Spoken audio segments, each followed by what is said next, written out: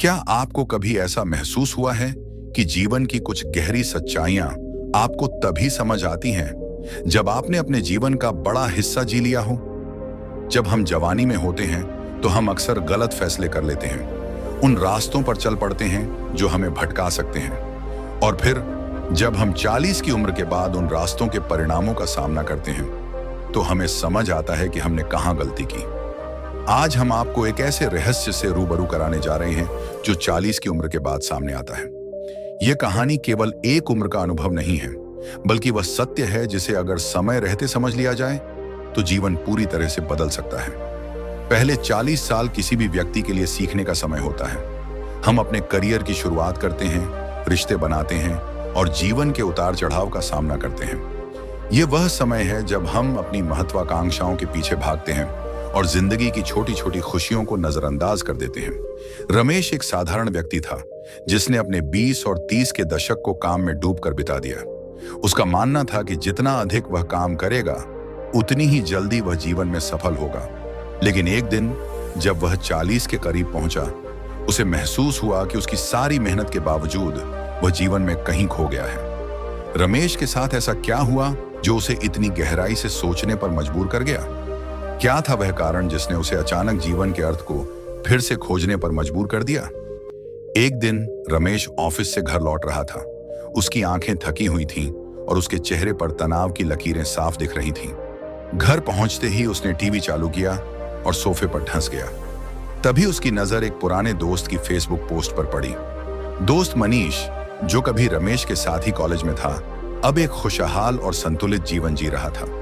यह देखकर रमेश के दिल में एक अजीब सी बेचैनी हुई। उसने सोचा, मैंने भी तो मनीष की तरह मेहनत की, लेकिन मेरे जीवन में वह सुकून क्यों नहीं है?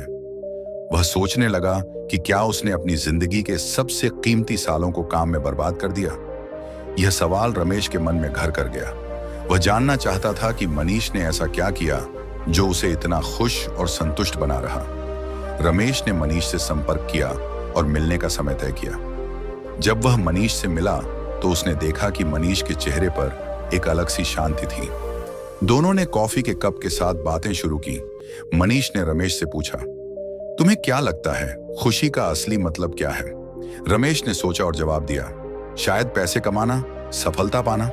मनीष मुस्कुराया और बोला, नहीं दोस्त, असली खुशी तब मिलती है जब तुम अपने मन को काबू में रख पाते हो, जब तुम अपनी इच्छाओं को पहचानते हो और उन्हें सही दिशा में ले जाते हो।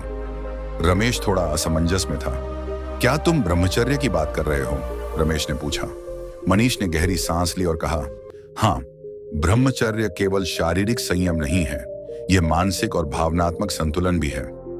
मैंने अपनी जिंदगी के सबसे अच्छे साल काम में नहीं, बल्कि अपने आप को समझने और अपने विचारों को साफ करने में बिताए।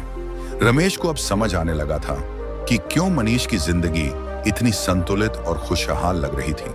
लेकिन यह जानना बाकी था कि मनीष ने यह संतुलन कैसे पाया। मनीष ने रमेश को एक गहरे पुराने आश्रम की ओर जाने के लिए कहा, जहां उसने खुद को समझने की इस यात्रा की शुरुआत की थी। रमेश को लगा कि यह आश्रम उसे भी उस शांति और संतुलन की ओर ले जाएगा जिसकी वह तलाश कर रहा था। जब रमेश आश्रम पहुंचा तो वहां का माहौल बिल्कुल शांत और स्वच्छ था। वहां के साधु और महात्मा उसे देखकर मुस्कुराए और उसके अंदर एक अलग तरह की शांति महसूस हुई। आश्रम के महात्मा ने रमेश से कहा, ब्रह्मचर्य का पालन केवल शारीरिक संयम तक सीमित नहीं है, यह तुम्हारे विचारों, भावनाओं और इच्छाओं पर भी नियंत्रण की बात करता है। रमेश ने सोचा, क्या मैं ऐसा कर सकता हूं? क्या मैं अपनी पुरानी आदतों को छोड़ पाऊंगा? महात्मा ने उसकी दुविधा को समझते हुए कहा, जब तुम्हारे विचार शुद्ध होते हैं तो तुम्हारे कर्म भी शुद्ध हो जाते हैं और यही ब्रह्मचर्य की असली शक्ति है। रमेश ने आश्रम में रहकर ब्रह्मचर्य का पालन करना शुरू किया, लेकिन यह यात्रा आसान नहीं थी। उसकी पुरानी आदतें बार बार उसे अपनी ओर खींच रही थीं। रातों को उसे बेचैनी होती थी और वह अपने भीतर की इच्छाओं से जूझता रहता था। एक रात जब वह अपने आप से हार मानने को तैयार था, महात्मा उसके पास आए और बोले, यह लड़ाई तुम्हारे और तुम्हारी कमजोरियों के बीच है। अगर तुम इस लड़ाई को जीत गए तो जीवन का असली सुख तुम्हें मिलेगा। रमेश ने ठान लिया कि वह इस लड़ाई को जीत कर रहेगा। जैसे जैसे समय बीतता गया, रमेश ने खुद में धीरे धीरे बदलाव महसूस किया। उसकी इच्छाएं शांत हो गईं और उसके मन में शांति की भावना पैदा होने लगी। वह अब जीवन को नए नजरिए से देखने लगा था। एक दिन महात्मा ने उसे बुलाया और एक पुरानी पांडुलिपि सौंपी। उसमें लिखा था, जब तुम अपने मन को नियंत्रित कर लेते हो तो जीवन की हर मुश्किल आसान हो जाती है। तुम्हारे सारे सवालों के जवाब तुम्हारे ही भीतर छुपे हैं। रमेश ने इसे पढ़ा और उसे एहसास हुआ कि असली खुशी बाहर नहीं बल्कि उसके अंदर ही है। अब वह समझ चुका था कि मनीष कैसे इतना संतुलित और खुशहाल था। रमेश अब अपनी जिंदगी के हर पल का आनंद लेने लगा था। उसकी सोच और भावनाएं अब पूरी तरह से नियंत्रण में थीं। उसने अपने करियर में भी उन्नति की और अपने रिश्तों को भी बेहतर बनाया। एक दिन उसने मनीष से फोन पर बात की और कहा, तुमने मुझे सही रास्ता दिखाया। अब मुझे समझ में आ गया है कि 40 की उम्र के बाद हमें असली सच्चाइयां क्यों समझ आती हैं। एक दिन उसने मनीष से फोन पर बात की और कहा, तुमने मुझे सही रास्ता दिखाया। अब मुझे समझ में आ गया है कि 40 की उम्र के बाद हमें असली सच्चाइयां क्यों समझ आती हैं। मनीष ने हंसते हुए जवाब दिया, यह सच्चाइयां हमेशा से हमारे सामने होती हैं, बस हमें उन्हें देखने का नजरिया बदलना होता है। रमेश ने ब्रह्मचर्य का पालन करते हुए महसूस किया कि उसकी ऊर्जा अब नष्ट नहीं हो रही थी। उसका मन और शरीर दोनों ही मजबूत हो रहे थे। वह अब जीवन की हर चुनौती का सामना बिना किसी डर या तनाव के कर सकता था। वह जान चुका था कि ब्रह्मचर्य का असली उद्देश्य केवल शारीरिक संयम नहीं है, बल्कि यह जीवन को सही दिशा में ले जाने की एक विधि है। अब रमेश 50 की उम्र में था, लेकिन उसकी जीवन शक्ति 20 साल के युवक जैसी थी। उसने अपने जीवन में हर उस चीज को पा लिया था जिसका वह सपना देखता था।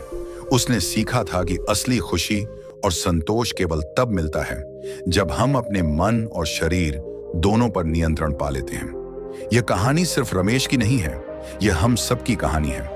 अगर हम समय रहते अपनी गलतियों को पहचान कर सही राह चुन लें तो जीवन की असली खुशियों को पा सकते हैं। इस कहानी का मुख्य संदेश यह है कि असली खुशी और सफलता बाहरी चीजों में नहीं बल्कि हमारे भीतर छिपी होती है। ब्रह्मचर्य केवल शारीरिक संयम का नाम नहीं है, बल्कि यह मानसिक और भावनात्मक संतुलन की भी बात करता है।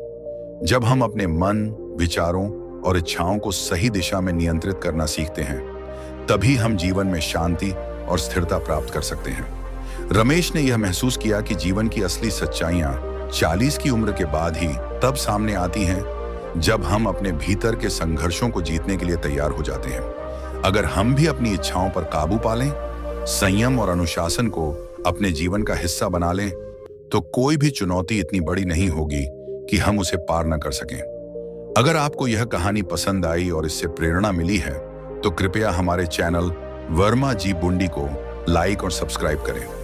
यहाँ पर आपको ऐसी ही और भी प्रेरणादायक कहानियां मिलेंगी जो आपके जीवन को बदलने में मदद करेंगी। धन्यवाद।